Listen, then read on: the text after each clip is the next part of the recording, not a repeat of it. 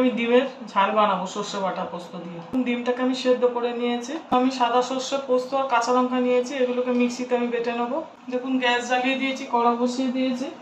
কড়াটা আমার গরম হয়ে গেছে, আমি তেল দিয়ে দেবো। একটা শুকনো লঙ্কা নিয়েছি, শুকনো লঙ্কাটা ফোড়ন দিয়ে দেবো। সাদা সর্ষে পোস্তটা বেটে রেখেছিলাম, ওটা দিয়ে দেবো। আমার কাছে কালো সর্ষে গুঁড়ো আছে, কালো সর্ষে দিয়ে দেবো।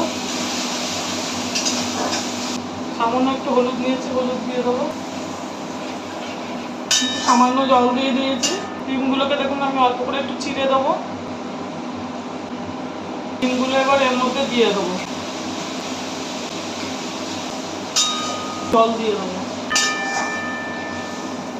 নুন নিয়েছি, নুন দিয়ে দেবো, একটু ঢাকা দিয়ে দেবো। দই নিয়েছি, টক দই। টক দইটাকে ভালো করে ফেটিয়ে নিতে হবে। তো আমি টক দইটা দিয়ে দেবো, কিন্তু আর জলটা দিয়ে দেবো।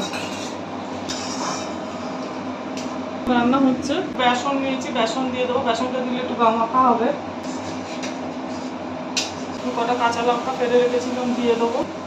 এবার আমি এটাকে নামিয়ে নেবো। ডিমটাকে আমি মধ্যখান দিয়ে একটু কেটে দেবো। শুকনো খোলায় আমি একটু জিরে গুঁড়ো করে রেখেছিলাম, এইগুলোর মতো পুরো একটু দিয়ে দেবো। দেখুন ডিমের ঝালটা আমার বানানো হয়ে গেছে। এইভাবে বাড়িতে বানিয়ে করে খাবেন, ভালো লাগবে। আর আমার চ্যানেলটা লাইক, সাবস্ক্রাইব আর শেয়ার করে দেবেন।